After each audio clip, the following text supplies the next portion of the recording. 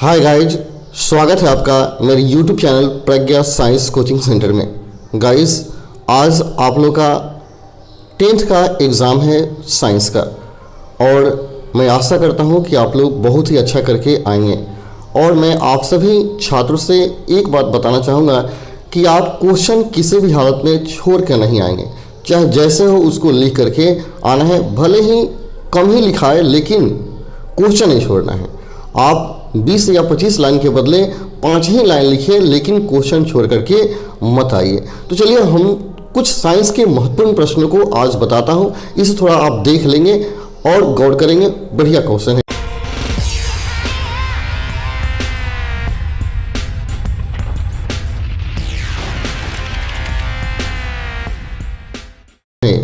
चलिए, सबसे पहला प्रश्न है, निम्न में कौन पादप हार्मोन है? निम्न में कौन पादप हार्मोन है? फटाफट देख लेते हैं। ऑप्शन है इंसुलिन, थायरॉक्सिन, एस्ट्रोजन या साइटोकाइनिन। तो आपका आंसर हो जाएगा साइटोकाइनिन। यह पादप हार्मोन है। यह क्या है? पादप हार्मोन है साइटोकाइनिन। ऑप्शन डी आपका सही, ऑप्शन डी आपका सही है। ठीक है, नेक्स्ट, सुरंगम किस राज्य की जल संग्रहण व्यवस्था है? सुरंगम किस राज्य की जल संग्रहण व्यवस्था है? ऑप्शन है हिमाचल प्रदेश, तमिलनाडु, केरल या कर्नाटक। तो आपका आंसर हो जाएगा ऑप्शन नंबर डी, यह कर्नाटक का जल संग्रहण व्यवस्था है। ऑप्शन डी आपका इसका भी सही होगा, ऑप्शन डी। ठीक है, ऑप्शन डी सही हो जाएगा। नेक्स्ट, दांतों को साफ करने के लिए दंतमंजन प्रायः होता है। दांतों को साफ करने वाला जो दंतमंजन होता है वह क्या होता है? अम्लीय, क्षारीय, लवण युक्त या कोई नहीं। यानी जो हम दांत साफ करते हैं वह क्या होता है? अम्ल, क्षार, लवण या कुछ नहीं। तो आपका आंसर हो जाएगा कि यह क्षारीय होता है। यह क्षारीय होता है। ऑप्शन ए सही है। ठीक है, क्षारीय गुण की वजह से ही ब्रश बार बार करने से आपका दांत घिसने लगता है। ऑप्शन ए सही होगा। नेक्स्ट, किस लेंस द्वारा उत्पन्न आवर्धन का एसआई मात्रक क्या होता है? किस लेंस द्वारा उत्पन्न आवर्धन का एसआई मात्रक क्या होता है? यानी आवर्धन क्षमता का मात्रक, आवर्धन का मात्रक बताना है आपको। ऑप्शन है मीटर, सेमी, मिनी या मात्रक विहीन। तो आपका आंसर होगा ऑप्शन नंबर डी, यानी क्षमता का मात्रक नहीं होता है। यानी आवर्धन क्षमता का मात्रक नहीं होता है, क्योंकि देखिए आवर्धन क्षमता एम इक्वल टू क्या होता है? V बटा यू, जिसमें हम H1 बटा H2 का प्रयोग करते हैं। H1 प्रतिबिंब का ऊंचाई है, H2 क्या है? वस्तु का ऊंचाई है। ठीक है, प्रतिबिंब का ऊंचाई बटा वस्तु का ऊंचाई। और यह आवर्धन क्षमता जो है यह ऊंचाइयों का अनुपात है और अनुपातिक राशि का कोई मात्रक नहीं होता है। यही अगर लेंस का पावर कहता तो लेंस की शक्ति का जो मात्रक है वह डायोप्टर होता है, लेकिन यह कहता है क्या? आवर्धन का मात्रक। ऐसे मात्रक पूछ रहा है तो आवर्धन का ऐसे मात्रक कुछ भी नहीं होता है, यह मात्रक विहीन है। ठीक है, नेक्स्ट, क्लोरीन के परमाणु की बाह्यतम कक्ष में इलेक्ट्रॉन की संख्या कितनी होती है? ऑप्शन है 5, 6, 7 या 8। तो क्लोरीन का परमाणु संख्या कितना होता है? 17। आप इसका जब इलेक्ट्रॉनिक गैस निकालते होंगे तो आता होगा 2, 8 और 7। तो बाह्यतम कक्ष में कितना इलेक्ट्रॉन हुआ? 7। ऑप्शन सी आपका सही होगा। ठीक है, नेक्स्ट, कौन सा हाइड्रोकार्बन सबसे सरल यौगिक है? इनमें से बताना है कौन सा हाइड्रोकार्बन सबसे सरल यौगिक है। ऑप्शन है मेथेन, एथेन, प्रोपेन या ब्यूटेन।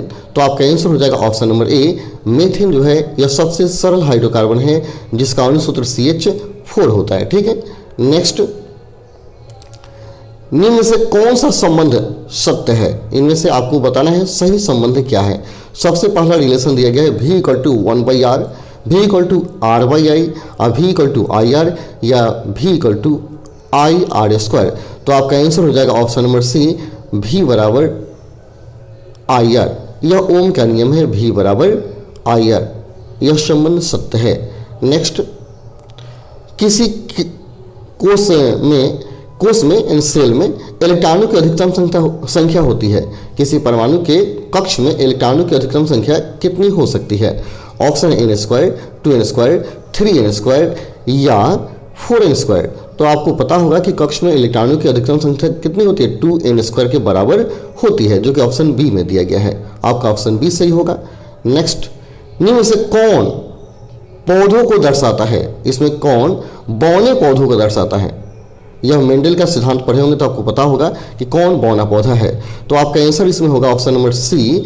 यह टीटी जो है यह बौना पौधा को इंडिकेट करता है, और दोनों कैपिटल टी होगा तो यह लंबा पौधा है, और एक कैपिटल और एक स्मॉल है तो ये भी लंबा ही पौधा है, लेकिन ये क्या है, मिक्स है, ये अशुद्ध है, अशुद्ध है।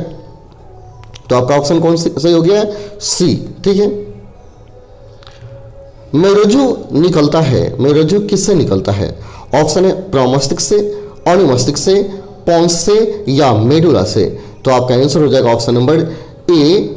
यह जो है प्रमस्तिष्क से निकलता है मेरुरज्जु, प्रमस्तिष्क। ऑप्शन ए सही है। नेक्स्ट, किसी अंतरिक्ष यात्री को आकाश कैसा प्रतीत होता है? अंतरिक्ष यात्री को आकाश कैसा प्रतीत होता है? ऑप्शन है काला, नीला, लाल या इनमें से कोई नहीं। तो आपका आंसर होगा कि अंतरिक्ष यात्री को आकाश काला प्रतीत होता है। ऑप्शन ए सही होगा। नेक्स्ट, हृदय का कौन सा अवयव रक्तस्राव को रोकने में मदद करता है? ऑप्शन है लसिका, प्लाज्म, प्लेटलस या इनमें से कोई नहीं। तो आपका आंसर हो जाएगा ऑप्शन नंबर सी, प्लेटलस। यही रक्तस्राव को रोकने में मदद करता है। ऑप्शन सी सही है।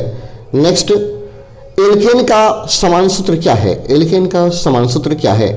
ऑप्शन है CnH2n+2, CnH2n या CnH2n-2, CnH2n-2। तो आपका आंसर हो जाएगा option number A, CnH2n+2 alkene है, या CnH2n एल्कीन है, और CnH2n-2 एल्काइन है। ठीक है। तो आपका ऑप्शन कौन सी हो गया? एल्केन का ऑप्शन ए सही है। ठीक है। नेक्स्ट, इनमें से कौन सा पर्यावरण अनुकूल नहीं है? इनमें से कौन पर्यावरण के अनुकूल नहीं है? ऑप्शन है पैदल चलना, साइकिल से चलना, मोटरसाइकिल से चलना या इनमें से कोई नहीं। तो आपका आंसर हो जाएगा ऑप्शन नंबर सी, मोटरसाइकिल से चलना पर्यावरण के अनुकूल नहीं है। ठीक है, क्योंकि यह प्रदूषण फैलाता है। ऑप्शन सी सही है। नेक्स्ट, ऑक्सीजन के दो परमाणु के बीच कितने आवंध बनते हैं? दो परमाणु के बीच कितने बंधन बनते हैं? एक आवंध, द्विबंधन, त्रिबंधन या कोई नहीं। तो देखिएगा O2 का जब संरचना बनाया जाता है ना तो ऐसे बनता है O डबल बॉन्ड O। तो कितने बंधन बन रहे हैं? द्विबंधन। ऑप्शन बी आपका सही है। ठीक है। नेक्स्ट, स्वपोषी पोषण के लिए आवश्यक है?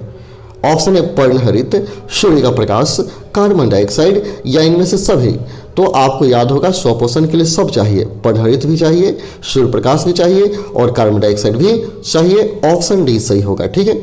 नेक्स्ट, नेत्र में प्रवेश करने वाले प्रकाश की किरणों का अधिकांश अपवर्तन कहाँ होता है?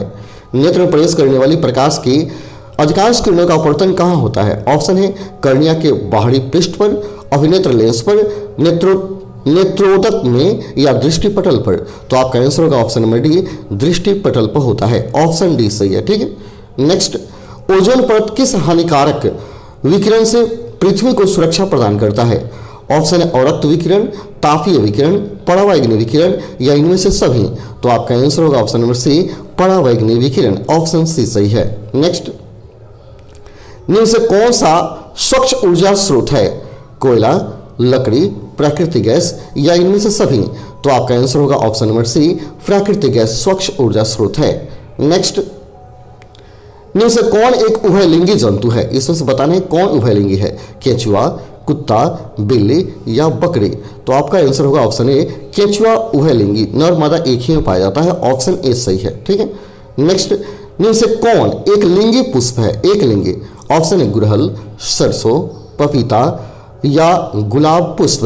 तो आपका आंसर होगा ऑप्शन नंबर सी, पपीता जो है एक लिंगी पुष्प है। ऑप्शन सी सही है। नेक्स्ट, कौन सा अधातु कमरे के ताप पर तरल अवस्था में पाया जाता है? ऑप्शन है मरकरी, ब्रोमीन, सल्फर या सोडियम। बहुत ही इंपॉर्टेंट क्वेश्चन है। ऑप्शन ए सही होगा मरकरी। ठीक है। धोबिया सोडा का रासायनिक सूत्र क्या होता है? ऑप्शन है NaCO3, Na2CO3 × 10H2O, CaOH2 या इनमें से कोई नहीं। तो आपका आंसर होगा option number C, option number C, no god. Option number आपका बी सही है। ऑप्शन नंबर बी होगा। ठीक है। धोबिया सोडा का रासायनिक सूत्र Na2CO3 × 10H2 होता है। ऑप्शन बी सही है। नेक्स्ट, इनमें से कौन सा जीवाणु जनित रोग नहीं है। इसमें बताना है कौन जीवाणु जनित रोग नहीं है, गोनोरिया, सिफिलिस, मसा या इनमें से सभी। तो आपका आंसर होगा ऑप्शन नंबर सी, मसा। ठीक है। नेक्स्ट, निम्न से किस धातु का गलनांक सबसे कम होता है, एल, Na, Cu या Fe। तो आपका आंसर होगा ऑप्शन नंबर बी, Na जो है इसका गलनांक सबसे कम होता है। तो चलिए गाइज, इस सेशन का मोस्ट इंपॉर्टेंट प्रश्न यहीं पे खत्म हो जाता है। आप इन सारे प्रश्नों को अच्छा से याद कर जाइए। इनमें से कुछ प्रश्न आपकी परीक्षा में निश्चित आएंगे और आपके लिए बेस्ट ऑफ लक। आप पूरा क्वेश्चन लेके आइए, एक भी क्वेश्चन नहीं छोड़ेंगे, आप अच्छा से बनाएंगे, क्वेश्चन हर हाल में लेके आएंगे। चलिए आज के लिए इतना ही, फिर मिलते हैं अगले वीडियो में। तब तक के लिए धन्यवाद।